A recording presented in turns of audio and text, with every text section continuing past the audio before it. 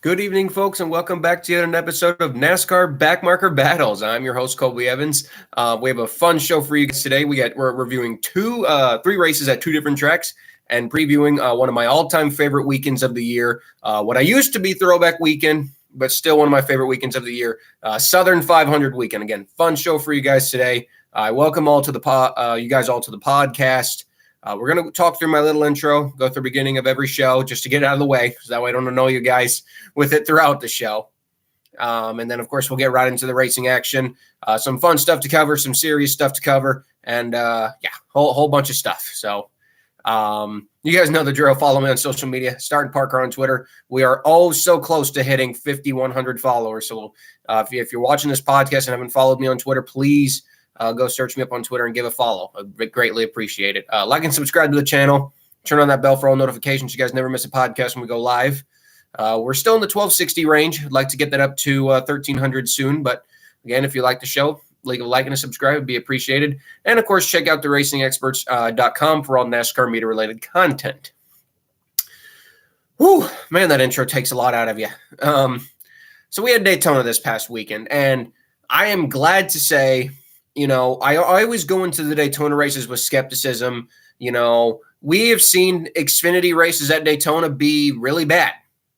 We've seen Xfinity races at Daytona being really bad. We've seen, these Gen 7 cars put on pretty bad plate races too. IO Talladega earlier this year was not the best, I would say one of the worst plate race of the next gen era. And here we had arguably the best. Without a shadow of a doubt, Daytona, August 2023 was the best Gen 7 plate race of the, 5, 6 that they've had so far? Let's see, 4, this would have been 6. I believe this would have been 7. 6 or 7 plate races. You guys know what I'm trying to say. Both races delivered. Both races heavily entertaining. Daytona did not disappoint. Always fun to come back to this track. And I will say, not having it as the 4th of July race, I still hate. I still wish it was the 4th of July weekend. But I will admit, in the last couple years of when we started when we still had that date, it did lose luster. Even though, yes, it was the 4th of July celebration at, Daytona, I'll admit, it did not feel as special as it once did. And maybe it was time for a change.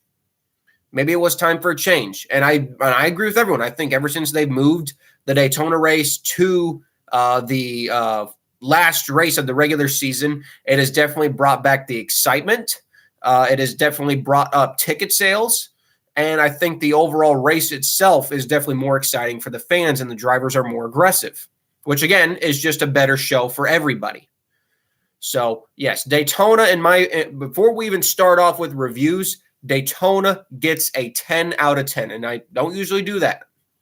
But I want to say on the show, I don't know how you guys feel in the chat, but for me, Daytona got a 10 out of 10. They really nailed it. Both races were very, very fun to watch. And I wished I could have been there. You guys know I was there back in February. I really wished I could have been back there again, but obviously, financially, it's just a trip to Daytona is just so damn expensive, and I can't afford that. I can barely afford to go to half my trips. Some of the trips I go on, can't even afford them. Of course, the Truck Series only raced there once, so we just had Xfinity and Cup there. The Wawa 250, one of the funnier race names. I love that for a race name.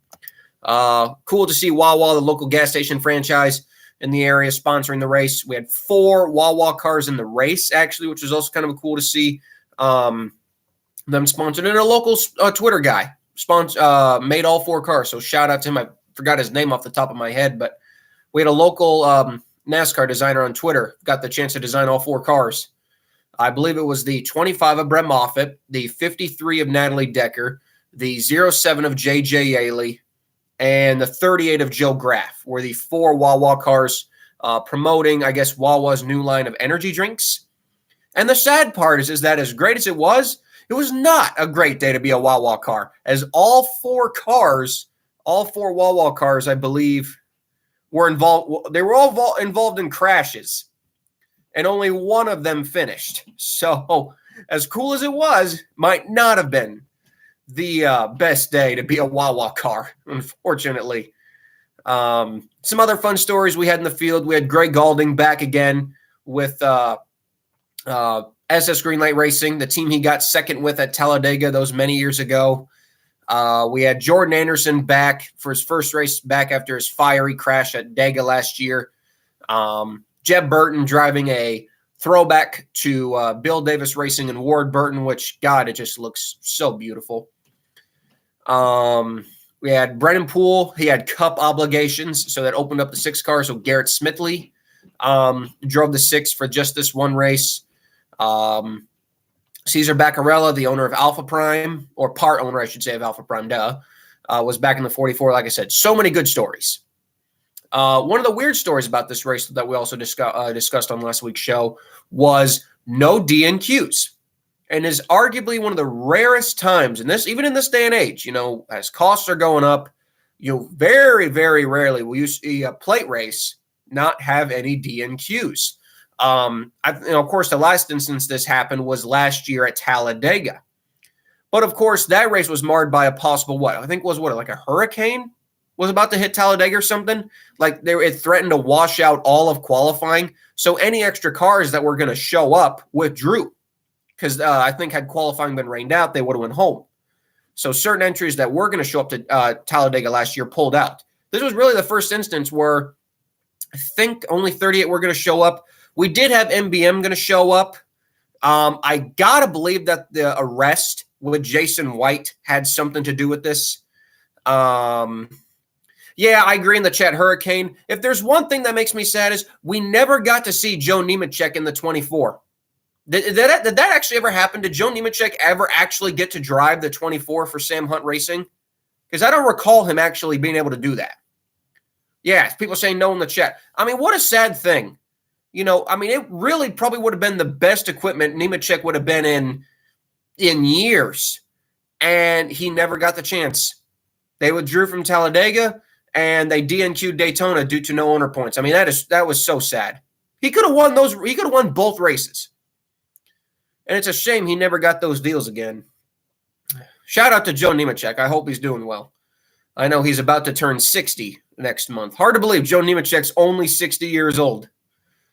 But yeah, MBM was going to run this race in a Ford. Obviously, we know their Chevrolet got torn up at Talladega, pretty much killed, I should say.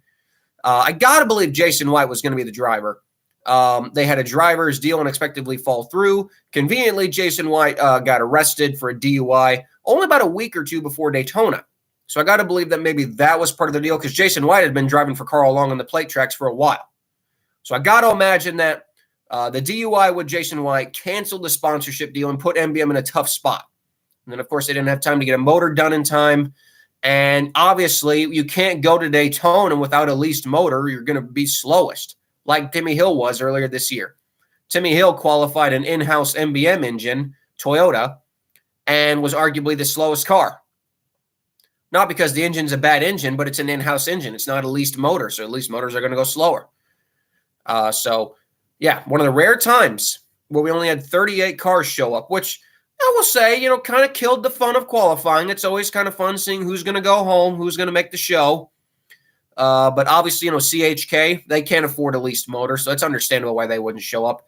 And like I said, for MBM, we reached the point now in qualifying where if you don't have a leased motor, you're screwed. And it's one of the things I don't like. I don't like the fact that qualifying just comes down to leased motor. But at the end of the day, it's all about the car at these plate tracks. And if you don't have the power, you ain't going to make the race. Obviously, no practice. Though I will say, I did comment on this.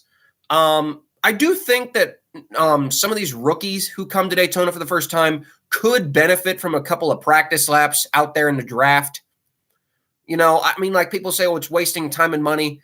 Is it really, case in point, Alex Gannett, he has a couple of ARCA starts. I think he drove one race for Obica at Daytona, but he only lasted 9 laps, so I really don't count that. And at the end of the day, I was watching his qualifying lap. He was having a really hard time holding his line. And watching the race, no group qualifying. That's not what I'm suggesting. I'm just suggesting practice laps, like maybe group practice laps, some shakedown laps, which I know most teams would probably say that's stupid. Fine. But I definitely think for guys like Alex, who have not done many plate races, a couple of extra practice laps might be good for him, because he was having a lot of trouble holding his line in qualifying, and it was having a lot of trouble. I think he ran like the outside most of the race in the race itself. But yeah, the notes to go over in qualifying, obviously, like I said, it just matters on who had a leased motor and who didn't. To give you guys an insight, so Austin Hill, obviously we know, high ECR motor. He qualified at a blistering 182.719. Garrett Smithley, in a Chevrolet as well, I believe that was an in-house JD Motorsports, motor. Obviously, with only 38 cars there, the 6 is high enough in owner points. Why you don't need to spend the money on a lease motor. And it showed. Garrett Smithley ran only a 176.267. The weird part, though, is that no matter how good of a lease motor you have, all the motors are pretty much good in the draft. So it's kind of it's kind of interesting how that works for the lease motor deal. It's really kind of fun to see which teams have the lease motors and which teams don't. Obviously, for the underdog teams, again, it's all car. It's not like, magically this guy ran great. Nah, it's just because of the car. So can't really go over qualifying, because if you had a good motor, you're going to qualify high. If you had a bad motor, you're going to qualify low. It's pretty much that simple. So we'll just go ahead and get to the race itself. Friday night. Always cool seeing Friday night Xfinity races. I feel like that's something that we haven't seen in a while, because we don't see as many night races in Cup anymore, which sucks, because it always meant we could have Friday night Xfinity races. And I really miss that. Race got going. Pretty uneventful, like we've seen before in these Xfinity races. Obviously with the guaranteed caution at lap 30. And it's one thing I've complained about for years. I'm sure you guys have heard me say it before. Half the field usually sandbags the first stage. They'll get in about a group of 10 to 15 cars and just ride, because at the end of the day, you have a guaranteed caution in 30 laps. As long as you have a couple cars in a draft, you're not going to lose the lead draft, or you're not going to get lapped. All you need is about 2 or 3 cars, 4 cars, and you're not going to lose a lap in about 30 laps, as long as you're keeping up just barely with the leaders. So first stage was pretty uneventful. No free passes, because, like I said, nobody had won a lap down. Then, of course, we come out of the stage, get back going green. 6 laps later, all hell breaks loose, like we probably expected it to. Coming out of the trial, literally right after they crossed the finish line, our first melee ensued, which crashed, I believe, 10 cars? I didn't count them all. A lot of backmarkers got wiped out in this wreck. Actually, Natalie Decker, who had lost the draft, there were a couple of cars that had to make a pit stop at the very beginning of the race. The 7, the 22, 27, 31, and 39 had to make adjustments. And when they pitted, they actually caused her to lose the draft. So really poor Natalie Decker, didn't get any time in the draft at all in this race. She spent the first stage riding completely by herself, and then lasted a mere 6 laps at the very tail end of the pack before she got crashed. So pretty short and uneventful race for Natalie Decker, but that's about what we expected out of her. It wiped out backmarkers. I mean, Alex Gannett, I feel bad for him. Like I said, his first plate race in a while got wiped out. Connor Mosack, it's pretty much the story of his season. He either runs well or he crashes, whether it be his fault or someone else's. This time it was not his fault. Brandon Jones, another crash, which pretty much sums up his entire year. Now, Natalie Decker was actually at the very back of the field. She pile drove into the 98, who was having his own problems, and unfortunately had a battery issue. And they forced her to get out, so she was done for the day. Joe Graff Jr. was the other Wawa car involved, so 2 Wawa cars were taken out in this crash. Guys like Kyle Weatherman were involved. I mean, Justin Haley. I think the other Sam Hunt Racing car was involved.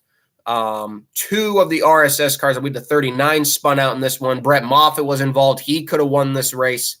I mean, it really took out a lot of heavy hitters in this race. It took out a lot of backmarker contenders, which really sucks. Because like I said, we always hope, oh, which backmarker team, like, Jeremy Clements last year, which backmarker organization is going to do it? So, yeah, that was a shame. It only took out 6 cars in general. So, but obviously a lot of them were damaged to the point where they were just running around, so got back going green again. They limped it to the flag, to the end of stage 2. Joey Gase had a funny issue. He lost a left rear window, which you don't usually see. So he went 2 laps down. So rough night for Emmerling Gase, but they were able to recover. We had the stage 2 caution, and then they just kind of rode around for about another 26 laps. Then, unfortunately, we had the next backmarker incident, which involved not 1, but 2 Alpha Prime cars. Ryan Ellis took one of the hardest hits I've ever seen him take. Was glad to see him get out of the car. And unfortunately, Cesar Beccarella was also involved, which sucks because the 44s just arguably had such a bad season. I think, 3 DNQs, and just can't afford to buy a good run. And it's not the fault of the team. It's just bad luck. So, yeah, I mean, 2 of the 3 Alpha Prime cars were involved, both demolished. I mean, the 43 car is probably totaled, I would bet. The 44 is probably salvageable, but I would say everything about the 43 car is likely totaled.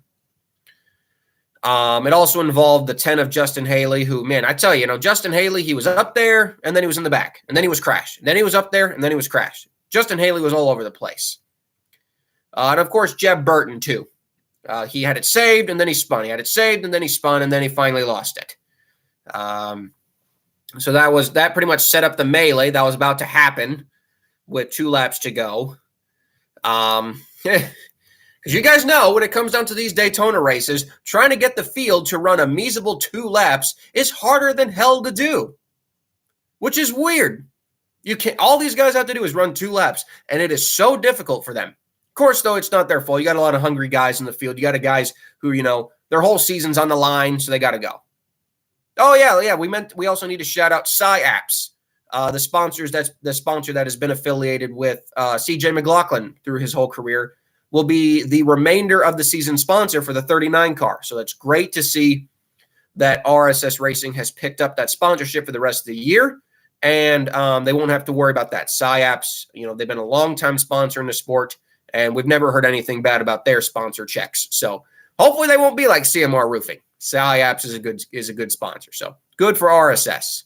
That's got to feel good considering, we were getting concerned there.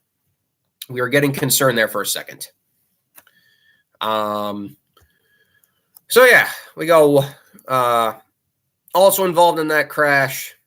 So we get going, we make it 1 measly lap, and then the next big one where again, all hell breaks loose.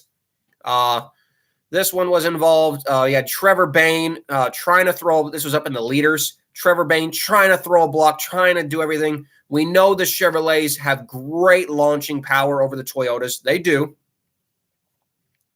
We will get to the Ryan Preece crash in a second, trust me. But yeah, Trevor Bayne trying to stay ahead of the Chevrolets, but we know the Chevrolets have a better launching. That's just kind of noticeable. And we'll say, though, for the stupid rule about locking bumpers, there were so much locking bumpers in this race that was not called for a penalty that at this point we should just abolish the rule. These guys are clearly bump drafting and pushing each other down the straightaways, and we can blatantly see it, but NASCAR doesn't call it. So let's just get rid of that rule already. Just let them push. What is it not doing?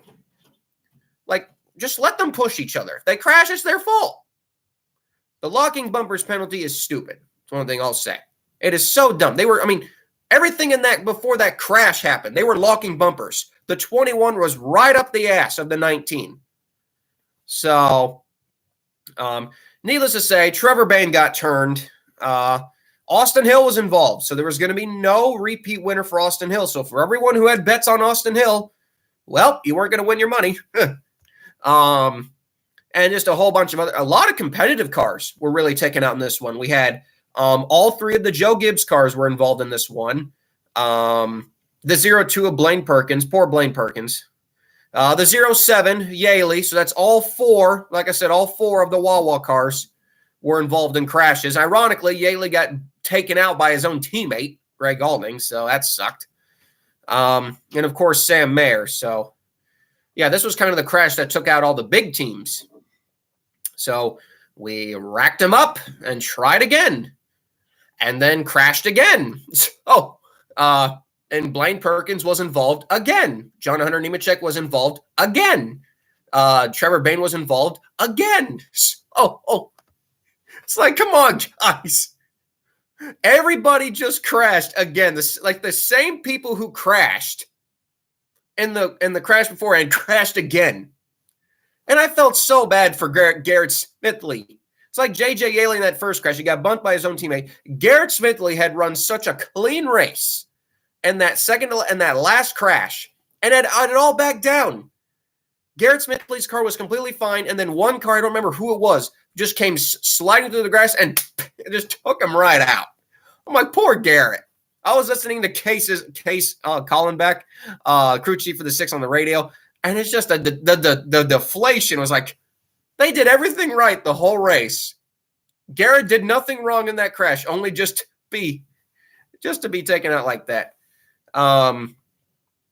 Yeah, I mean, like I said, Gaulding turning Yaley, that wasn't on purpose. We know that wasn't on purpose, but it just sucks anyway because it costed Yaley probably a top 10 finish because that car had an ECR motor. The car could have won the race, but it killed the radiator. So yeah, pretty much what was left of the backmarkers got taken out in that crash, which surprisingly still left us with 25 cars finishing the race. We still had a lot of cars still left on track, so anything could happen, but a lot of guys were crashed, so they weren't going to be able to even be competitive. I think out of the 25 cars that took that final restart, I think only about, 13, 14 of them were actually in the pack. 15 maybe were in the pack itself. So we get to the end of the flag. Great racing between Daniel Hemrick, Justin Allgaier, and Sheldon Creed. We actually take the white flag. Thank God. We're going to finish this race. We're going down the back straightaway. Justin's got a huge lead. Here comes Sheldon Creed. Sheldon does a great move on the outside, but Justin gets a run too. Drag racing, and oh, so close for Sheldon Creed, but he is second place again. Justin Allgaier wins at Daytona in a thrilling finish. Great finish to end the race, not under caution like we expected it to. Finish under caution. So a very great finish. I think it was .005, one of the closest finishes in history. So that was cool. Meanwhile, through the field, we had Jordan Anderson crash on the last lap. So, I mean, if there's one way for his race to end, it was that. No real backmarkers were able to get anything going on that last restart. But we still had some good stories. We had Anthony Alfredo get a much-needed top 10 finish for the BJ McLeod team.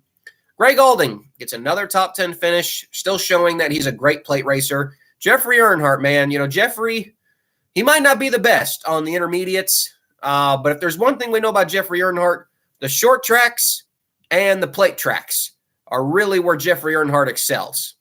So great to see him get another solid 11th place finish. Kyle Sieg just continues to do great in that 28 car, 13th.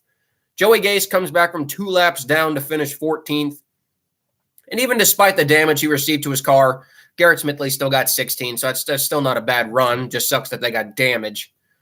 That was pretty much it. Like I said, a lot of backmarkers got wiped out in this race. There really was not a lot left for them. A lot of those guys got wiped out. So that was not ideal. Not ideal for those guys at all. The Xfinity point standings, we'll get to that in the preview portion because it will make more sense to talk about it there. But Xfinity overall was very fun. Really no boring parts in it at all. Just a little bit of freight train racing. Sorry, excuse me there, guys. No real boring freight train racing. I give it a very solid 9 out of 10. Very good 9 out of 10. And the only reason why I don't give it a 10 out of 10 is, well, I wish the Sheldon Creed would have won. So that's the only reason why. I want Sheldon to get a win. He's a good guy. So now we move on to the Cup race at Daytona. 39 cars, still great to see a decent-sized field. I was worried that we were going to see 37. We did have a couple of extra entries. We had the 36 of Riley Herbst, which in a sense was just a Stewart Haas car masquerading as a Front Row Motorsports car with the 36 on it, but it was a Stewart Haas car. It just had the 36 number on it. We had, of course, the 62 of Austin Hill, which was expected as they run the plate tracks. And then our third open car.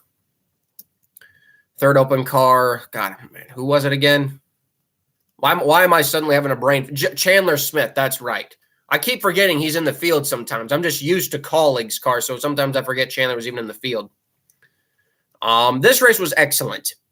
I am so happy to say that because, I have been one of the guys that's come on here and say that the next-gen plate races have not been very good.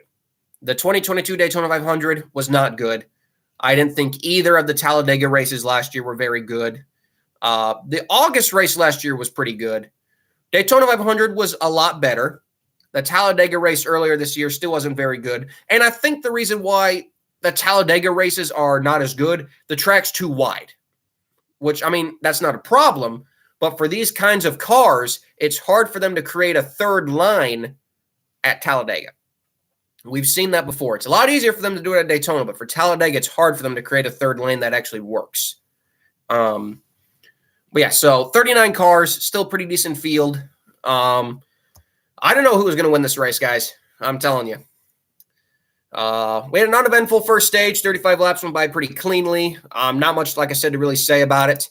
They were trading the lead back and forth. We had Chase Briscoe lead the first 22 laps. Denny Hamlin, Martin Truex with the fun stage finish to win the first stage. And then, of course, we had got back green after the first stage, ran 55 laps. Again, field ran fairly clean. Very clean. Really, the only action was just jockeying through the field. Multiple leaders here and there. A.J. Allmendinger, Ross Chastain, Ricky Stenhouse Jr. got up there. Eric Almirola got up there. Heck, even Harrison Burton got up there. Again, it was through the cycle of green flag pit stops, but still, it was fun seeing all the different what am I trying to say here? Teams going up there. And then we had the eventful crash that everybody expected, the big one. The big one, which occurred on turn 4. Claimed a lot of good cars. Probably one of the hardest. And I will say this, safer barriers and Hans devices are some of the best creations in NASCAR history. I got chills. The way that Ryan Blaney hit that wall in turn 4 was way too Dale Earnhardt-esque. The exact same angle, the exact same hit. And I shudder to think, had we not had the safety advancements we have in the sport, what that crash would have been like to a concrete wall. Now, obviously, the stories about Dale, we won't get into that, but you guys know those stories. That crash was a carbon copy almost of what happened to Dale Earnhardt 22 years ago.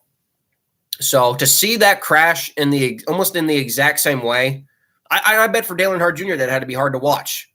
I bet for a lot of fans it had to be hard to watch. It was hard to watch for me. It was hard. It was hard to watch for me. Just grateful that Blaney got out of the car. Ty Gibbs, he also took a wicked hit to the wall. Just a very scary crash. Very, very scary crash. It wiped out a lot. Brennan Poole, he took a hard hit into the inside wall. Riley Herbst, he got wiped out. Cindric, he got wiped out. It sucked for Stenhouse. He got wiped out. I think both of his rear toe links were broken. Austin Dillon would end up being out of the crash too, so he wasn't going to pull off another miracle win. Todd Gilliland had been having overheating and oil pressure problems, so he was in and out of the garage all night as well. He finally retired after this crash. It was an ugly crash. It was an ugly crash. Blaney's car was destroyed. 54 was destroyed. I will say this though, Ty Gibbs saying the cars are going to hurt, and we talked about this, and the only thing I'll say to this is there is no way that we can make a 180 mile per hour hit in a stock car safe. So I get it; it's going to hurt, and I get it. You're probably going to have lingering issues, like Denny Hamlin has said. He's got still lingering issues in his feet from his Charlotte crash. I understand that. But I don't think there's really any way to make these impacts safer unless we slow the cars down. And if we slow the cars down, I don't think I don't like that. The cars are already, in my opinion, slow enough. So, I don't know. Just took out a lot of heavy hitters. Didn't hurt the race at all. The racing was still, you could tell though, after this crash, the final 52 laps, that they were like just trying to get to the end. And it's kind of what happened in the 2021 Daytona 500. After the big crash at the beginning of the race that took out so many good cars, I mean, you could say they were just trying to end the race as quick as they could. The Cup race was kind of the same thing. They freight trained a lot. Then we would get a second groove going, and then we'd go back to freight training and kind of back and forth and back and forth. And it really remained up that way until, the final, 5 laps. 5 laps, we were just kind of riding side by side. Nothing too serious. I mean, hard racing. And then, of course, the crash that we all expected to happen didn't happen at the front of the field. Going down the back straightaway with just 4 laps to go, Ryan Preece gets bumped by Eric Jones. He careens into his teammate. And Ryan Preece, it's amazing how these things just tip over. I mean, it's a 3,400-pound race car. Heavy, and it just flips in the air like a toy car. It didn't look real. Ryan Preece's crash did not look real at all. Did not look real. So that was just a sight to see. Can only imagine what the people in the backstretch who were camping, what they thought of it. It's one of those crashes where no matter how many times you watch it, it doesn't look real. It's like Elliott Sadler's Talladega crash. It wasn't the worst crash I've ever seen as a fan. I'll say that, though. I've seen worse crashes than that. I think it's just because, when the flips and the damage it does to the car, it looks worse. But it's not the worst crash I personally have ever seen, but an ugly crash nonetheless. It's just amazing when you slow it down how much that car was just flipping through the air. I believe it barrel rolled 10, 12 times. And a lot of people were mentioning the roof hatch. If there's one thing I'll say about the crash, you can say about all the damage that it did, but the one thing I tweeted out was, you look at the middle roll cage, and it's like the IndyCar and Formula One tube that they sit in. It was not affected at all. The tube, the crash tube, and the roll cage that these cars have, it stayed intact. It did its job. It didn't bend. It didn't break. The roll cage did its job. So I understand the roof hatch opening is obviously a concern, but at the end of the day, as long as that roll cage is there, Ryan is safe. In my personal opinion, Ryan is safe. The roof hatch opening does peg concerns. And the one thing that makes me more concerned is not the roof hatch, was the window net. The window net flew open. That makes me more concerned, to be honest with you. Yeah, the Newman bar definitely helped. So, very scary crash. Ryan Preece did get out of the car, obviously placed on a stretcher. I mean, I can only imagine what was going through his mind. Definitely got the breath knocked out of him. Definitely probably didn't know where he was. I'm sure he was shaken up to the point where he probably didn't know where he was. And the right thing to do was just take him straight to the hospital. That was the best thing they could have done. Give him a professional look over and just make sure he's good. And I believe he was released the next day. So that all, like I said, all good news all around. Right now, he's still scheduled to run Darlington. But yeah, Ryan Preece, a tough guy. So if anyone can take a crash like that and run the next week, it's Ryan Preece. So just glad everyone's safe. But I'm sure that car will spend the rest of its life at NASCAR's R&D Center. I don't think that car is ever going to be returned to Stewart-Haas. I don't think that 41 car is going to go sit in Dirty Mo Acres.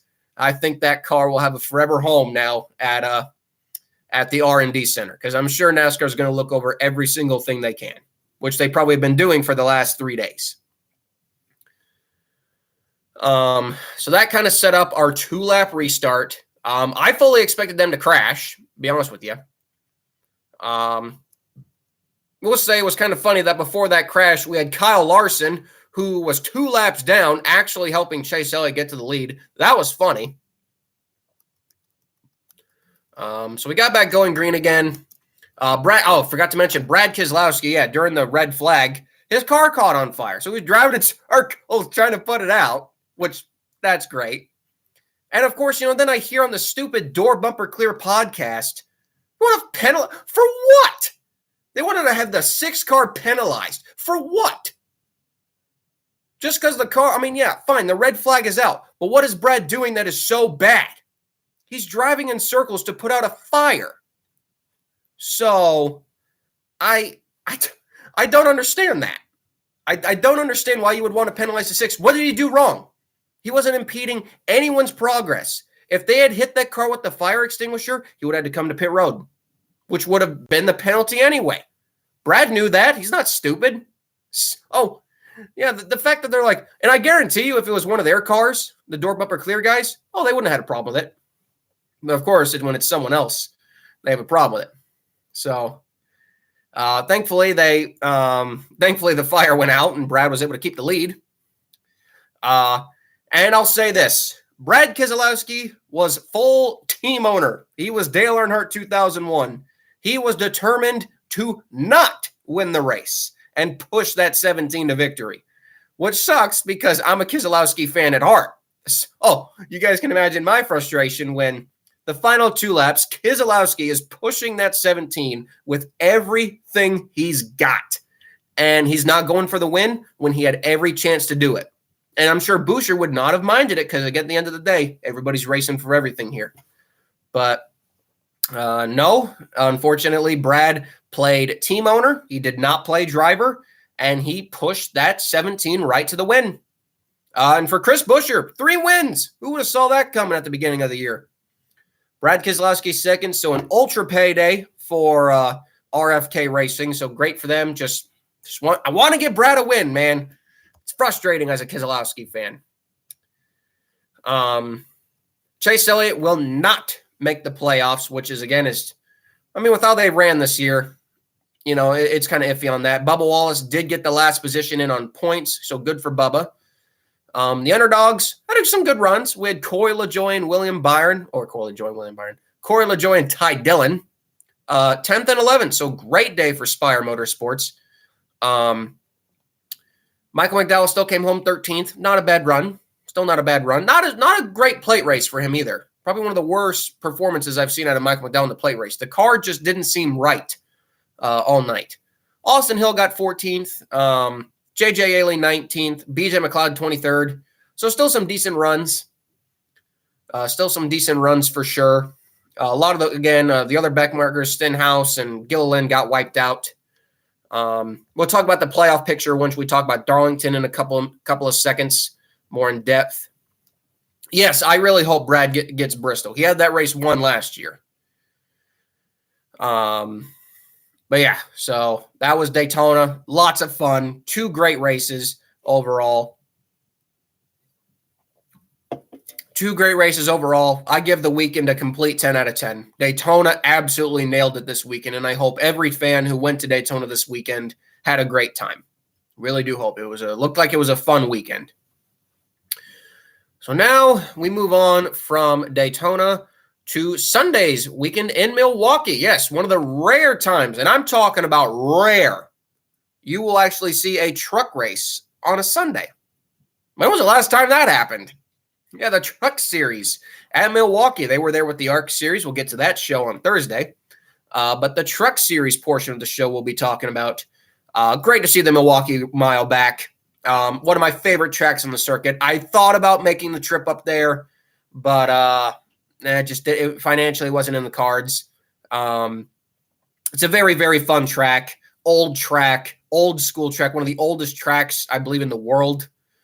Great place. It's a real shame that NASCAR left that track after 2009. the Truck Series and Xfinity Series really changed. 2009 saw the debut of Iowa, and it also saw the last races at Memphis and at Milwaukee, which I felt like really gave the then nationwide series and Truck Series its own identity. I really felt like it gave it its own identity. And I feel like now the Truck Series and Xfinity Series still resemble too much. Still resemble too much. So, yeah, great to see that series back. Hopefully the Xfinity Series comes back. Hopefully comes back one day. We had 37 trucks for this race. Notable, first off, the notable entry list return of Blackjack Racing. Yes, the Cup team that ran the number 51 in 2009 that only made one ever race. It was Dexter Bean's operation. They only made one career race before shutting down later that year. They were back in the 21. This was of course, since Dexter is, family with Mario Goslin. This was kind of a team effort. They were using a Goslin Goslin truck, old Goslin truck. It was an old KBM truck, actually. Leased motor from Ilmore. And, Dexter showed very great promise. He was like P19 in practice. Notable entries we had Sean Hingorani in the 61. We had Matt Mills in the 51. Derek Lemke in the 33. Josh Rayom was back in the 22. Greg Van Alst, boy, we'll get to him in a second. Josh Balicki was back because he was a Wisconsin boy. Derek Kraus in the 7. All that good stuff. They had a 50-minute practice on Saturday. Again, just lots of sliding around, tire fall off. Coming into qualifying, I felt so bad for Dexter. Dexter had a better qualifying lap in him than he actually ran. But the problem with a track like this, and it's one thing that I don't like NASCAR's, new qualifying format. I actually liked it. Sorry, guys, I'm readjusting my leg. I actually missed the days when NASCAR would do the top 35 and then the go or go homers at the end of the session. Every single one of them back to back to back to back to back.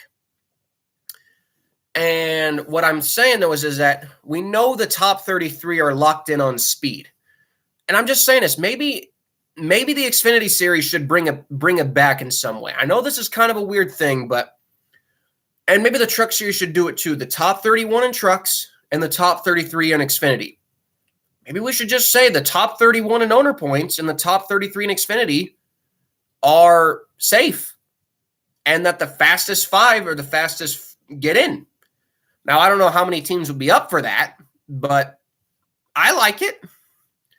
So, excuse me again. But for poor Dexter, he was the first truck out. All the ARCA rubber that was still on the track from practice and qualifying was still on there. He had no shot. He had absolutely no shot. He managed to still beat 4 trucks. And he missed the show by a 10th.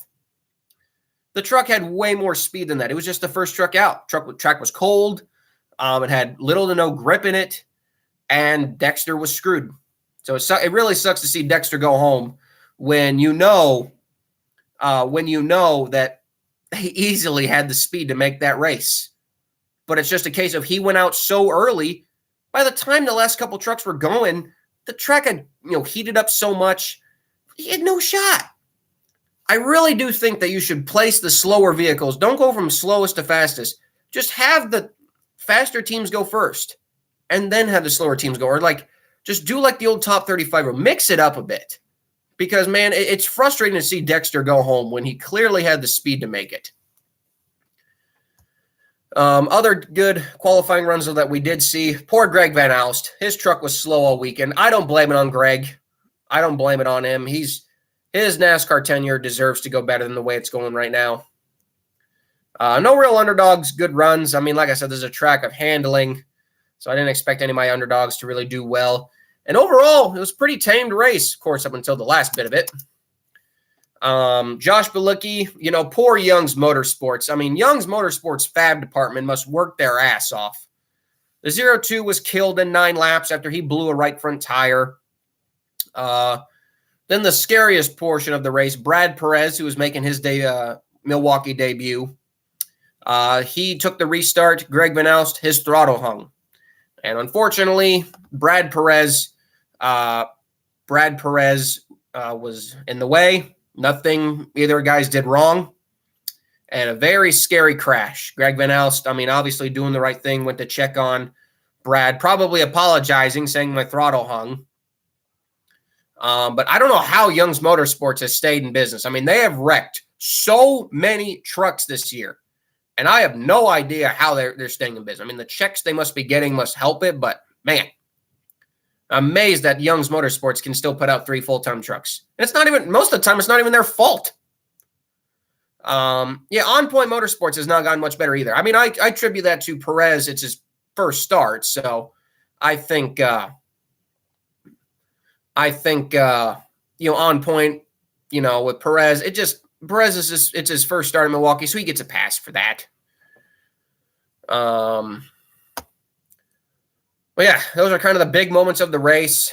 By then it was just kind of your basic crashes. Spencer Boyd spun, of course he did. William Sawalich wrecked again despite winning the ARCA race. We had another accident with Corey Heim and Nick Sanchez. Was Deegan involved in a crash or not? I kind of heard she was, and maybe she wasn't.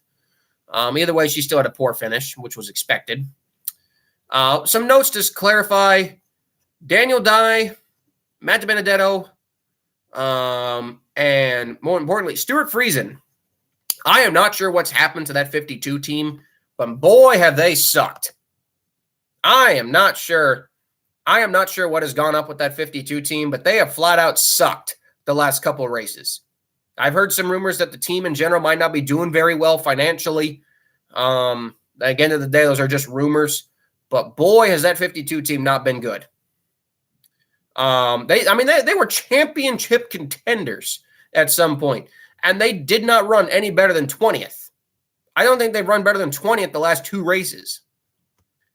Daniel Dye, he's just been slow all year, and of course we know GMS Racing will close up its shop at the end of the year. Matt DiBenedetto, this was a horrible race for them. They didn't run inside the top 25 pretty much the entire race. Matt Mills, he didn't really get to show what he had. He had motor issues the last bit, so he was pretty much just running laps. No real good backmarker runs. Again, to really be good at Milwaukee, you got to nail the setup, you got to have great handling and good tire conservation. And for the backmarker trucks, they're not very good at that. So a lot of them struggled. Really no backmarkers in the top 20. Maybe Brett Holmes with a 19th place, so good job by him. But yeah, realistically, they all didn't do the best. Obviously, we know the Rayom trucks, they're going to struggle due to their, kind of the slower ones. Tyler did okay. Tyler Hill did okay. I think it's also because was this Tyler's first start at Milwaukee? Had to have been his first start at Milwaukee. I just say he was a rookie. He was a rookie, obviously. Nick Sanchez, yeah, he struggled. Lawless Allen, he struggled. Yeah, if you were coming to this race, with a team that doesn't normally run up front, and you were obviously, you don't run full time, more than likely you were going to struggle in this race. And we saw that. We definitely saw that by those guys. It's taking nothing away from them, taking nothing away from the Rayom trucks, the Hill truck, or even the Young's trucks. It's just inexperience. It's just a classic case of inexperience. At least for Hill and Rayom, my friends over there, they brought them home in one piece, and that's the one thing I like to say is because I don't like to see a Hill truck ever wrecked, and I don't like to see a Rayom truck wrecked because I love Josh Rayom. And of course, we all know Timmy Hill and I are close friends. And so Tyler, Timmy, the whole gang, we're all close friends. And it is what it is there. Truck race was okay. I definitely think an Xfinity race at Milwaukee is needed. I would love to see the Xfinity series at Milwaukee. Will that happen? Who knows? But it is what it is. Nah, come on, guys. Don't say that in the chat. Let Tyler Hill run the 56, man. Tyler gets too much hate. Tyler just gets too much hate. If there's one thing I don't like is all the Tyler Hill hate. I don't like that. Tyler's a good guy. Trust me, guys. He if he's not driving the truck, he busts his ass on that 56 truck. Okay. So come on, guys. Let's not have any Tyler Hill slander in the chat. I don't like that. So, yeah, pretty eventful weekend overall. Daytona was great. Milwaukee was solid. We'll get to the ARCA portion of the show on Thursday. Absolutely, Young's Motorsports has way too many DNFs to count. Mostly crashes. I mean, again, the Young's Motorsports fab department, I hope they're getting paid overtime because goddamn are they bringing home so many wrecked trucks. And like I said, so many of the crashes aren't even their fault. I mean, of course, it was Chris Wright. I mean, he blocked me on Twitter. I don't care. If there's one guy I don't care who blocked me on Twitter, it's Chris Wright. I'm sorry. I love Randy Young's team. I love Tyler Young.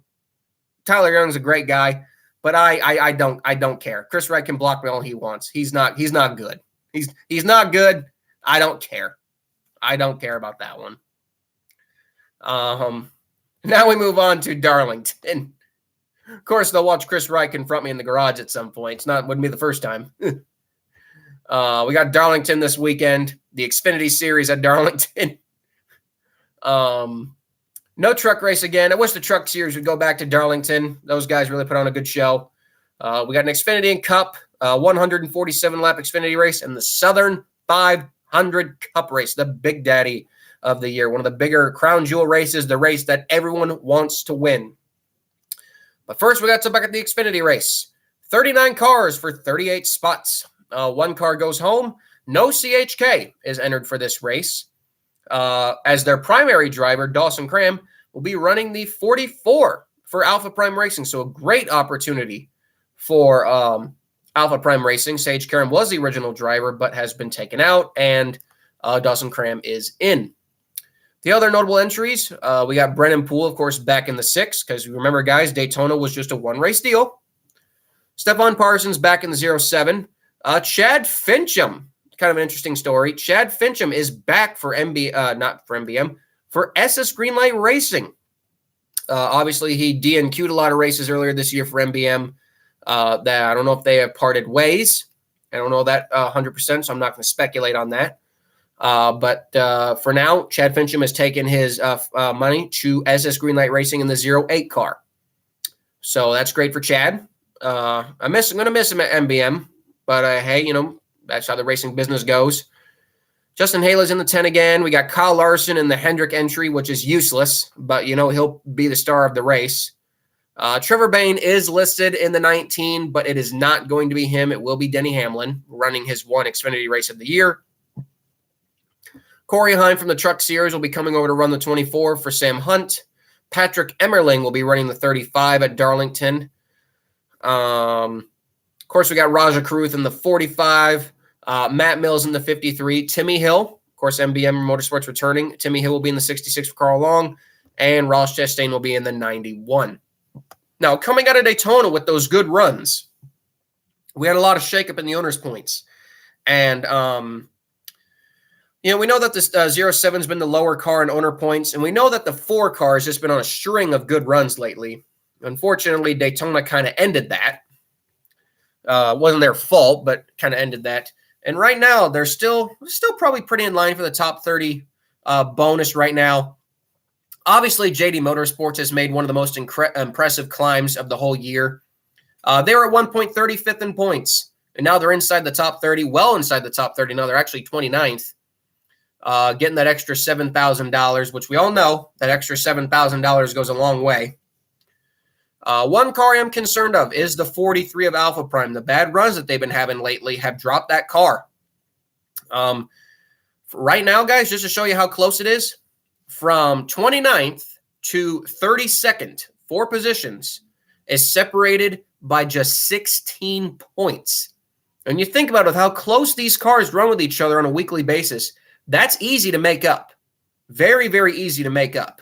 So, and for these teams, any of those teams, Emmerling Gase, JDM, Alpha Prime, that extra $7,000 goes a long way. Long way. So you guys know those guys, they might not be competing for wins, but that's what they're competing for on a weekly basis, is that $7,000, because it goes a long way. Long way. And to be inside the top 26, it pays even more. So, again, when you think that these teams running in the back aren't racing for anything, trust me, they are. Man, I tell you, this DNQ is tough to pick. We know that when it comes to being under pressure, Timmy Hill is a great qualifier for MBM. He has DNQ'd a race this year, actually 2 of them. He DNQ'd Charlotte, but that's mainly because the car was way too loose. Way too loose or too tight. It was either one of them. He couldn't get into the corner at all. I could tell by just watching it on TV. And of course, Pocono, there was a tire issue. They just Pocono was a long story there. They should have made the show there, but just didn't work out. But Timmy Hill, when it comes under pressure, especially a track like Darlington, which is pretty much all driver, a track like Darlington is all driver. Yeah, you got to have a good car under you, but it really is a driver's racetrack. And that's where Timmy Hill really thrives under the pressure. So I am not going to pick the 66 to go home. I am not going to pick the 07. We know Stephon Parsons is a great qualifier. I am actually going to go, I hate to say this because I like him. I really do. But I'm going to go with the 53. I'm going to unfortunately go with the 53 of Matt Mills. It is the lower car in points for the Emerling Gase team. That car has really struggled in points. It's nothing against Matt Mills, but I just don't think he'll be quick enough. So that is my DNQ pick. I do think the 07 will be fast enough. We'll see how it goes. But yeah, I think the 66 will make the show. My pick is the 53 to go home. The race itself, like I said, guys, will be on a Saturday. Remember last year's race with Noah Gragson, Sheldon Creed, and Kyle Larson all destroying each other for the win. That was fun. Will we see that again? Probably. Yeah, it'll be a fun race unless Denny Hamlin stinks up the show like he always does. Should be a fun race overall. Shout out to Alpha Prime Racing, by the way. Badass throwbacks. 45, Raja Karuth running an Adam Petty car. And my favorite is a tribute to the late John Andretti as well, with a Cheerios throwback. Oh, man, that yellow and blue Cheerios car, God, that takes me back. Takes me back, man. Takes me back. I love that car. One of my favorite little toy cars as a kid was the Cheerios car. I still got it. Still got my little Cheerios cars from when I was a kid. So shout out to Alpha Prime Racing, man, for still doing throwbacks. Gotta love it. But yeah, definitely the battles to watch this weekend is that top 30 Xfinity bonus. The 6, 43, 02, and 35. Got to look at those cars, guys. 16 points. We also have the battle to stay inside the top 20 in Xfinity owner points. Right now, the 39 holds that last position by 57 points over its counterpart, the 28. So I would say that right now, looking at it, the top 20 is pretty much set in, so I don't have to worry about that. We move on to the Cup race, and this is the Big Daddy, guys. The Southern 500, only 36 cars. That's fine. The notable entries outside of the usuals, we got J.J. Yaley back in the 15. We got Ryan Newman, Big Ryan, back in the 51. And, of course, BJ still in the 78. Carson Hocevar, he was originally supposed to be entered in the Xfinity race in the 77. They withdrew that entry, and he will be driving the 42. Obviously, with no Gragson suspension. And, of course, he's not in the car for the rest of the year. They got to fill out that car for the rest of the year. Carson Hocevar, I feel like, is a good pick. But, yeah, so he'll be in the 42. The top 33 charter battle, guys, I'm telling you, it's really heating up, but it's starting to get away from Rick Ware Racing, man. The 77 has really started to put together some good runs. As of right now, the top 33 charter battle, following Darlington. For some reason, it is not.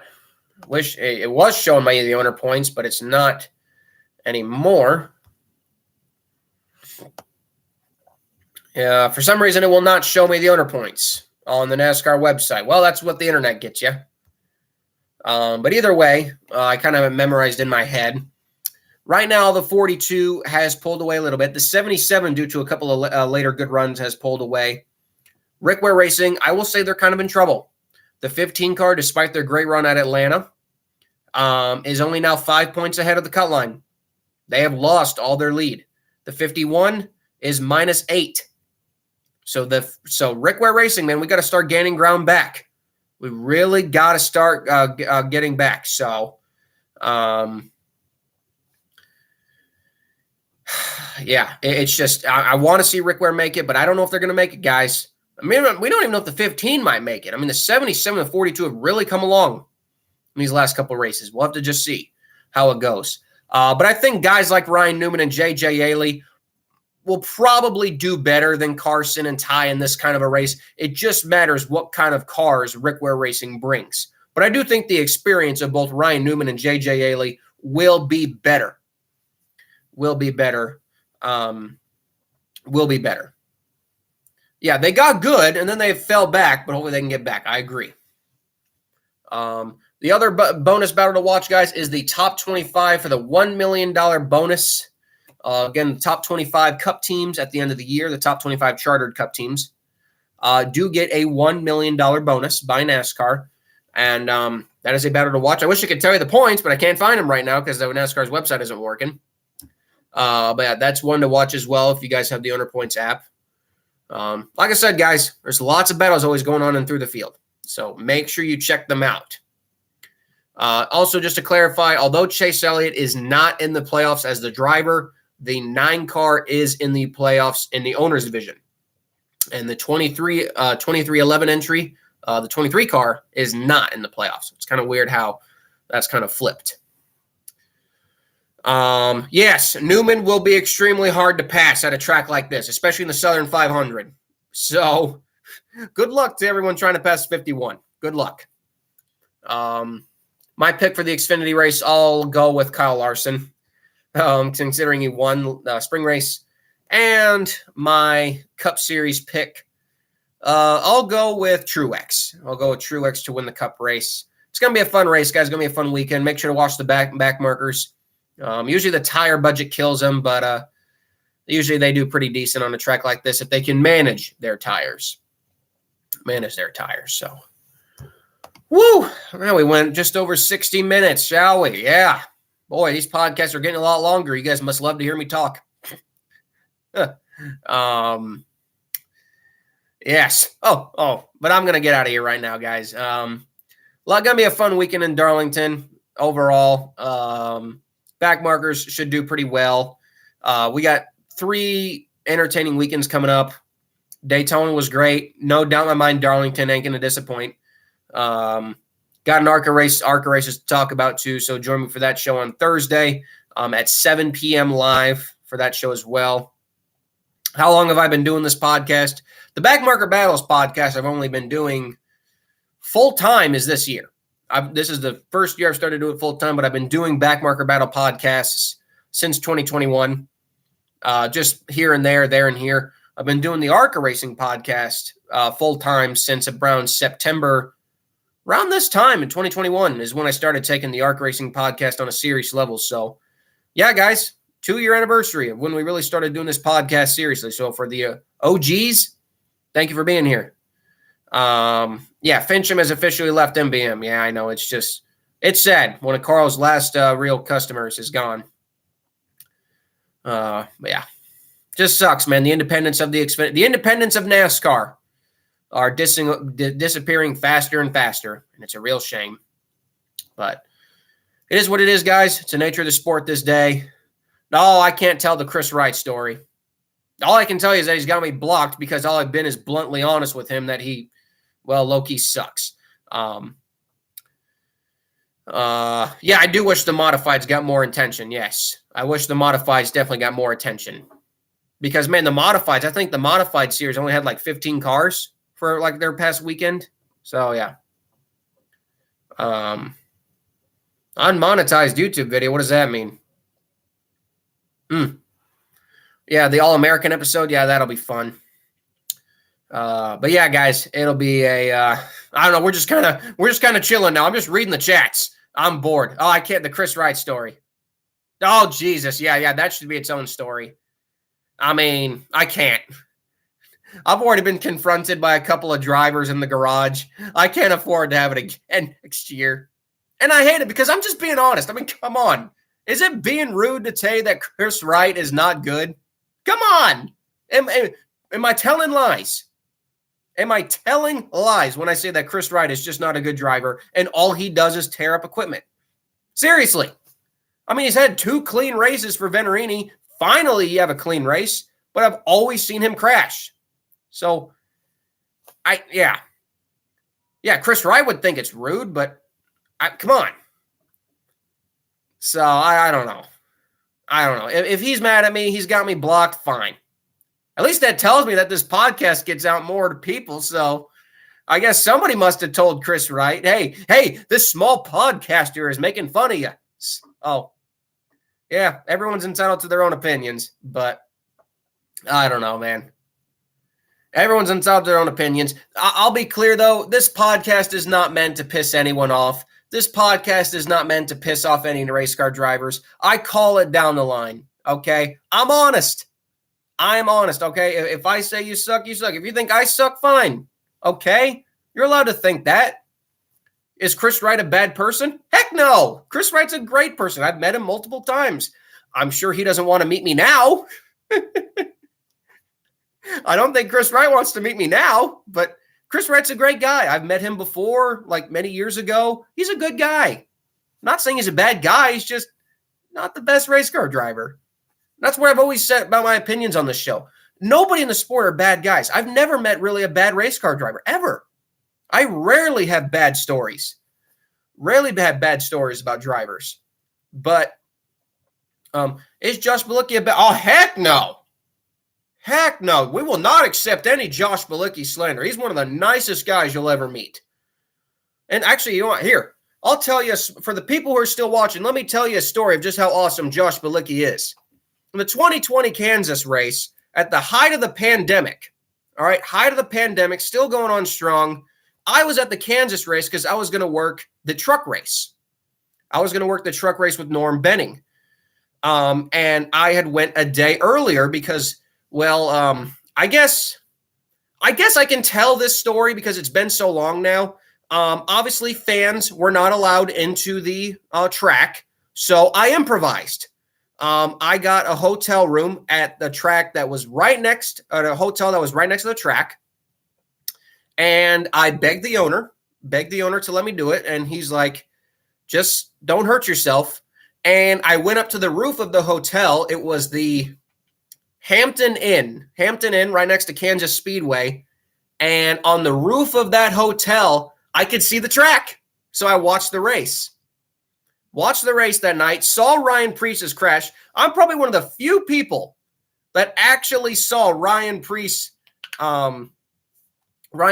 nasty crash live.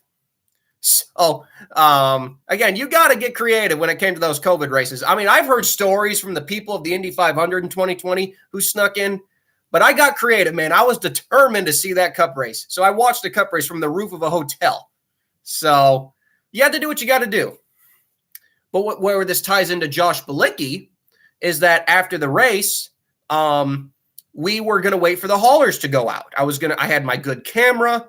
Colby Howard is not a bad person. We share the same name. How can Colby Howard be a bad person? But I wanted to get some pictures of the haulers. I had my good camera. I had stood right outside the exit, and I was going to get some photos. And we were snapping photos. We were snapping photos of all the haulers, and then this car stops. And who gets out but Josh Bilicki? Josh Bilicki gets out of the car, and he's like, how y'all doing? Because it was about me and a pack of about 6-7 fans. 6-7. I mean, we were a couple of us. And Josh Bilicki, come in, this is the height of the pandemic, okay? And he gets out of his car. He goes to his trunk. And he gets out hero cards. And there he is at 10:30 at night. At 10:30 at night, he's signing hero cards for every fan who is standing at the exit. I'm like, that is a stand-up guy. I got a photo with him, and I got a hero card from him. One of the coolest moments I've ever been a part of. That is a stand-up guy at the height of the pandemic, man. He did not have to do that. But for the fans, who stuck it out, he did that for him. So that's a Josh Bilicki story right there, man. That's a Josh Bilicki story, man. And I'll always be a Josh Bilicki fan for that. Any drivers I don't like? Ooh. Any of them that have been rude to you, man. Hey, let's just keep this podcast going. I don't care. I mean, and we're not talking about the NASCAR Backmarker Battles anymore. Sorry, guys. We're just having fun at this point. So if you tune out, we'll see you on Thursday. But for everyone who's still coming in, thanks for still watching. Any drivers that I've had? Ooh. Is Connor Jones a good person? Yes. Yes, he is. We work in these ARCA races with Brad. I have met Connor Jones multiple times. He's a good kid. Definitely needs to race a little cleaner, but he's a good kid. He ain't a bad guy. Christian Rose, he ain't a bad guy. I personally have not met many race car drivers that have been rude to me. Danica Patrick, I could probably say, has been a little rude, but there are multiple stories of that happening, so that's nothing new. Kevin Harvick, but, you know, I've heard stories. I've heard great stories about him. I've heard good and bad stories about Harvick, which is understandable. I mean, Harvick can do what he wants. For reasons I cannot comment on Hailie Deegan. I cannot comment on that. I will not comment on that. So I'm going to have to just ignore that question. I'm going to ignore that question for the sake of myself. That is a story for another time. Well, I can't. Well, Jack Flynn, the only thing I'll say is, and this is for anyone who is watching. Yes, exactly. Her fans would probably kill me. Quick summary of how you get into the industry. Well, I mean, all I'm going to say is, guys, it's all who you know, and you got to build the relationships at a young age. I was fortunate enough to build these relationships with guys like Wayne Peterson, Timmy Hill, Carl Long, and Brad Smith at a very young age. And it just kind of kept blossoming over time. And, you know, the older I got, you know, you reached out to these teams, you know, so I can't get too much into it because, well, they don't like me talking about the technical side of things. I know buying a NASCAR is a thing within itself. Yeah, trust me, those suckers are something. Any other drivers in the garage that that don't like me? I guess Chris Wright doesn't like me. I know Nice Motorsports has me blocked. That's another thing. If you guys want to find out, I have no idea why Nice Motorsports has me blocked. I'm one of the biggest Lawless Allen supporters, and there's not many. I like Lawless Allen. He's a good guy. But yeah, he's I know Nice Motorsports has me blocked. I'm not kidding. I love Carson Hocevar. I like Lawless Allen. I loved when Dean Thompson drove for them last year. So, oh yeah, me and Mike Seneca. I can't comment on that either. But that's in the past. Dean Thompson, lovely guy. Let's keep them coming, guys. Keep the questions coming. We're here. I got nothing else to do. Dean Thompson, lovely guy. Lovely guy. I have not been blocked by Brett Griffin yet, or the dirty Mo, any of the door bumper clear guys. Yes, we need to get Dale Shear an Instagram. That'd be awesome. Who should MBM sign for 2024? Anyone who's willing to pay for their rides. It's that simple. How do you feel about Takuma Koga? Awesome. Absolutely love Takuma Koga. Badass guy. We're friends on Facebook. Takuma Koga and I are friends on Facebook. He has some badass kids. I would not mess with his kids. They are go-kart racers. Badass. Absolutely badass kids. Takuma Koga, lovely guy. If I could just learn Japanese, I would love to have him on the show. He doesn't speak the best English. He does. I mean, he speaks English, but he's not the best English. He's a great guy. Cole Moore, easy, money. That's why he's gone. What do I think of Grant Enfinger? Veteran, great guy. Great guy. Didn't like him a lot when I was younger, mainly because it was him and Mason Mitchell. him and Mason Mitchell battling for the ARCA championship, and I always preferred Mason because he's a Des Moines, Iowa boy. So I always preferred him, so I didn't like Grant Enfinger, but now I do. Thoughts on Natalie Decker? Boy, I don't want to get in trouble for saying that, but in my opinion, she's just a runway model race car driver. Nothing special. I mean, women like Toni Breidinger have improved so much. Even Hailie Deegan has improved so much. She has. I mean, come on. We can't be too harsh on Deegan. She has improved a little bit, but I haven't seen anything out of Decker.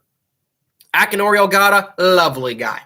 I have nothing bad to say about Akinori. Kyle Benjamin, a guy who got shafted. He deserved better. What happened to Kyle Benjamin? Lots of things. I'd love to have people on the show, man. It's just a matter of time, money.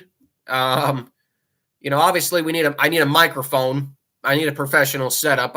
It's not a professional setup here, guys. It's pretty much I just go live on YouTube. You think Chad Fincham got wasted after him? No. MBM was okay. It's just money's money. Money's money. I mean, there's not much really I can comment on that. I mean, that'd be a question for Carl Long. I mean, any questions about for MBM, that's all Carl Long, guys. And he'll be about as honest with you as you can. His knee struts were blank. Vinnie Miller, great guy, incredibly slow, and crashed a lot. Cody Vanderwall, so much potential. With Cody Vanderwall, a genuine good kid, but I think it was just he ran out of money. I think was kind of one of the reasons. He's still racing, but not at any major lengths. I'm totally a fan of Derek Lemke. No, I'm just kidding. I am. Derek's cool. Derek's a cool guy. I like Derek. He's a good guy. Am I a fan of Dover? Yes. I love racing on a track like Dover. Do I think J.J. Yaley will ever get a shot and good equipment? He should. If I had the time, I would make a video that is called The Man That We Need to Own Apology. J.J. Yaley is like Reed Sorensen. Two guys who had so much talent and got rushed up way too fast. Derek, I feel bad for J.J. Yaley. I feel bad for Reed Sorensen. At least J.J. Yaley still gets these opportunities. Missing Shane Lee. Oh, God, H2 Motorsports. That's a whole other thing. Donnie Neuenberger. How Donnie Neuenberger managed to get so many die casts, man, I'll have no idea. Go online right now and look up Donnie Neuenberger die cast. You'll see like 10 different die casts. Yeah, Reed at least got most of the 2011 season in until they released him with 5 races to go, which still never made sense to me. At least he still got 5th place for the banquet, which I think I remember Pat McDonald and McDonald Motorsports. They got to reap the benefits of that. Yeah. I made a video on that, by the way. Check it out. Thoughts on R3 man. Okay, guys, we're getting a little too throwback with these questions. Come on. Whatever happened to Harrison Rhodes? Easy. Money. Thoughts on R3 Motorsports? Robert Richardson Jr., good guy. I won't be happy until Kyle Weatherman gets a ride at JRM. Well, he'll need about $3.6 million to get that done. Yes, I agree. Hailie Deegan is milestones better than Natalie Decker. I think we can all agree on that. Excuse me. Sorry, guys. We need a Casey Outwood throwback this weekend. Yes, I agree. I mean, we got the 27 car running. Let's do a Castro GTX throwback. Yeah. Any other driver questions you guys got? I mean, I got nothing else to do. Tony is better than Hailie. Yep, I agree to that. Well, Justin Haley is – I'm not going to agree that Justin Haley's the GOAT. No. Sam Hunt Racing. Sam Hunt Racing's good. Love Sam Hunt. Home-built team. He's worked his ass off, so he deserves it. Would CJ McLaughlin get a top 10 in a JRM car? He'd be lucky to get a top 20 in a JRM car. Thoughts on Scott Reeves? Don't really have many thoughts on him. He's only ran a couple races. Don't really have a lot of thoughts on him. You know, Brad Smith was upset at Milwaukee. He was flailing his arms in the infield. Oh, man. Didn't know about that. I mean, Brad's always upset about something. I mean, rarely does a weekend ever go good about Brad Smith. My thoughts on Justin Haley, then, I'll be honest with you. I think Justin Haley's a top 10 level plate racer, but I really do think he's mid everywhere else. Not the biggest Justin Haley fan. It was actually kind of funnier when he was called JJ Haley. I love that, but I'm not the biggest. Not the biggest Justin Haley fan.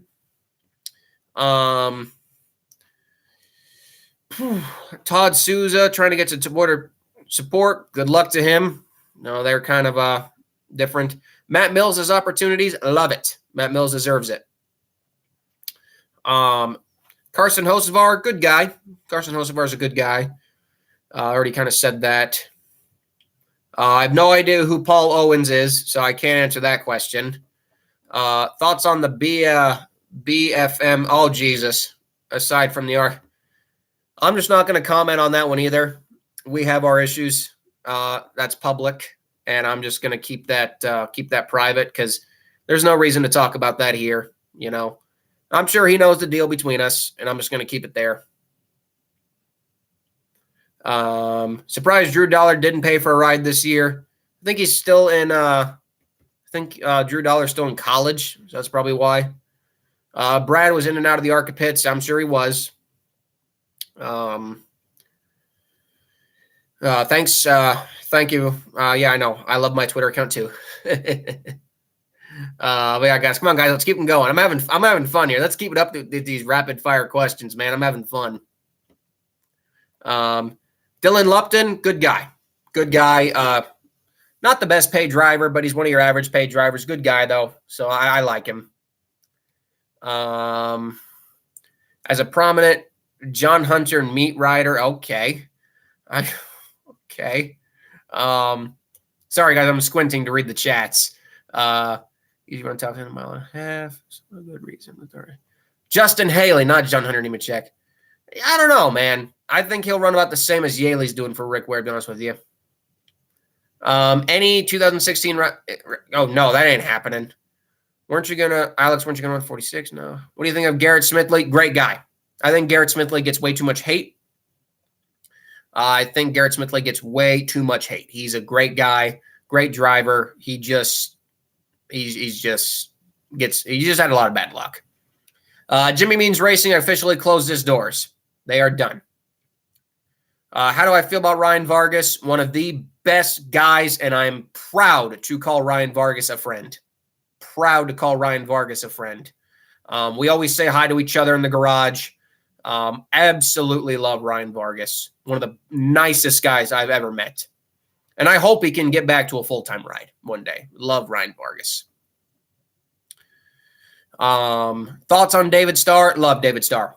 I think he also he's not slow. He's just in slow cars.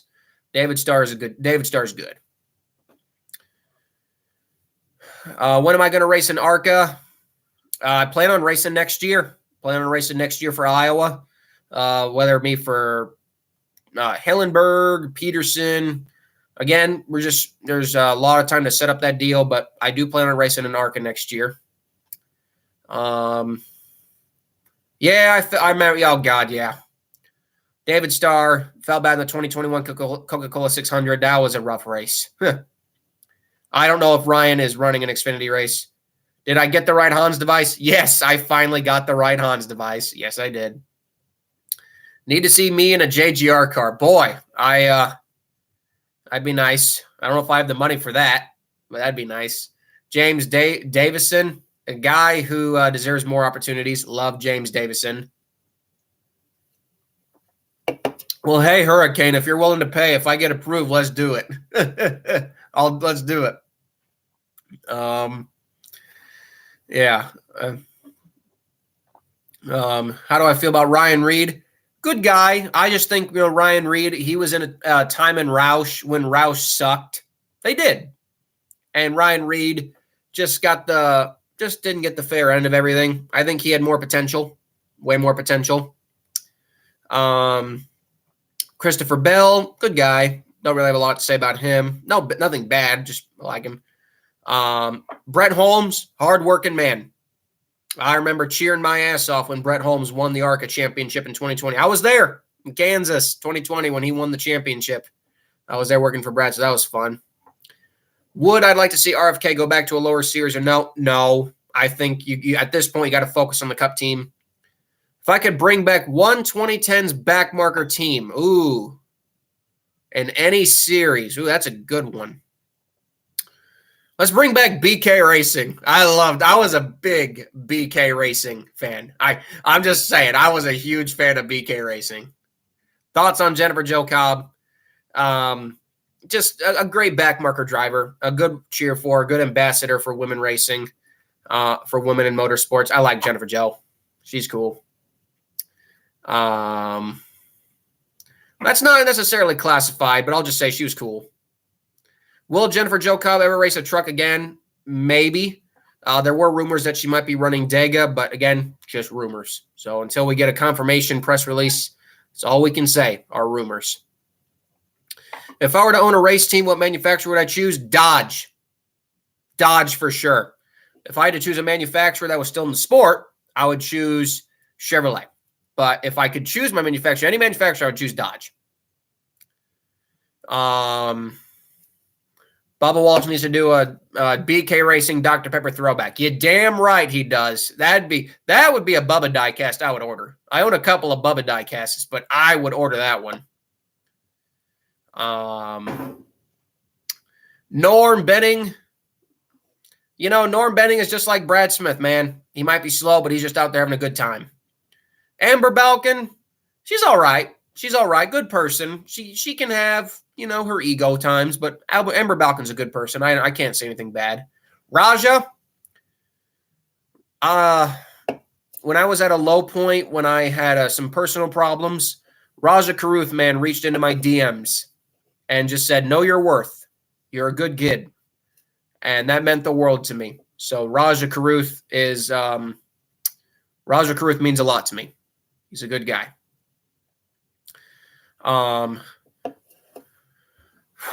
Do I think Frankie Muniz moves up to truck next year? No. I think Frankie needs another year of ARCA, maybe for a different team.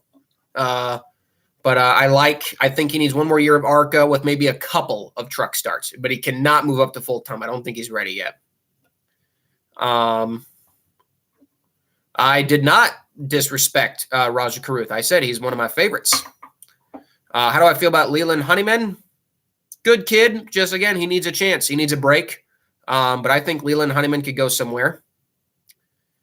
Thoughts on the 60 team returning for Salem? Well, hey, always good to see Josh Williams with his ARCA team. Do I think Emerling Gates will run full-time in ARCA? They never will. Never will. They just simply have that ARCA car to run maybe Daytona or Talladega, and that's about it. Don't expect them. Ray Black Jr.? Love Ray Black Jr. The Scuba Life car, one of the most underrated paint schemes of the Xfinity Series and Truck Series in the mid-2010s. Loved it. How many more races? Favorite ARCA West team? Well, it was Jack Sellers before he passed away. After Jack Sellers, I think it was Rich DeLong's team, but then he retired. Man, my favorite West team. I'd say Takuma Koga's team because I just love Takuma. How many more races, Stefan? Who's better, Bubba Wallace or J.J. Yaley? Oh, boy. I don't know if I can answer that one honestly. Man. That is an honest, good question. And I think most people would say Bubba. I'm not going to doubt Bubba's driving abilities. I'm not doubting him at all. But I'm telling you this. If you put him versus J.J. Yaley in an equal car, I'm actually going to go with J.J. Yaley just because of experience. I really will. I think in the long run, Bubba's a better driver. But I think if you put him in the same equipment, J.J. would be better than him. Thoughts on Bridget Burgess? Another one of the women race car drivers who had potential, but sponsorship dollars got in the way. Yes, it also depends on what track they would be on for Bubba Yaley as well. Who better, Bubba or Raja? Ooh, that's a really good one. Ooh, I don't know if I can answer that one. I would say they're both probably about the same. Two really solid drivers. I don't really think one of them's better than each other. I would say Bubba and Raja are better. Yeah, that too. Raja, we probably need a couple more years before we can honestly ask that question for Raja. Do you think Dover should be a main series ARCA race? Yep. as long as I can get the tire budget under control. Worst full-time Cup driver. Well, that would have been Cody Ware, but we all know what happened to that. Thoughts on Austin Terrio? Good guy. Just, again, kind of moved to a different role in NASCAR. I agree. I think Almirola is very mid. He's done nothing special in that 10 car. Absolutely nothing. Ty Dillon's, no, he's not the worst. Ty Dillon's a lot better than people think he is. One really good car with great sponsorship. Yeah. Oh, God, is it already 8:30? God damn. Oh, man. All right, guys, a couple more questions, and I got to get out of here. So let's a couple more questions. So if you want to send one, get them in. Yes, Almirola has done more in the RSS 28 than the SHR 10. That is almost 100% true. Yeah, I'm good for you, Hurricane. Good to see you got him win in Sonoma. I remember watching that on TV. That was pretty nice to see RSS get a win. Any more questions, guys? Or else we'll go ahead and end this podcast. Any more coming in? Cup drivers in lower, but do I like Denny Hamlin? No. Do not like Denny Hamlin. 6 to 7 full in the main series next year. That's good to hear. That is good to hear. Do I like Denny Hamlin on just in general? I respect Denny Hamlin as a race car driver. I just don't like him. Any big NASCAR news that we know about that I know that we don't? Yes, but I can't reveal that. Do you think cup leaching should be allowed? Yeah. The younger guys are allowed to develop. Do I like Bubba Wallace? Yeah. Bubba Wallace is a cool guy. I've met him multiple times. I can't say I've had a bad experience with Bubba, especially when I met him back in the truck days. Boy, was he cool. He's still cool now, but, man, he was really cool in his truck days. Where would Timmy Hill finish if he was full-time in Cup with Hendrick equipment? A lot better than Chase Elliott, that's for sure. That's going to ruffle some feathers. Most underrated Xfinity driver. Full-time Xfinity driver, I would say Kyle Sieg. How do you feel High Point Racing doing the Sunrise cars? Doing okay. Kilcare in the East, would love that. If they go back to Kilcare in the ARCA schedule, I will go back to that race. Kyle Weatherman, awesome. Sean Hingorani, that is a question best answered at another time. All right, guys, I think we're going to cut it off there. We've been here for 90 minutes. That was fun. That was fun. We've never done that before. We've just kind of continued on the podcast for randomness for like 30 minutes after the show ended. But thanks for keeping going, guys. Hope you guys enjoyed the show. We might keep this as the norm on the podcasts. Keep this norm on the podcast. But yeah, that was fun. And we'll see y'all on Thursday. So yeah, again, Thursday, live 7 p.m. for the ARC Racing Podcast. And we'll see y'all then. Have a good night, guys. Don't forget to like and subscribe to the channel. Turn on that bell for all notifications. And, of course, have a great rest of your Tuesday night. So long, guys.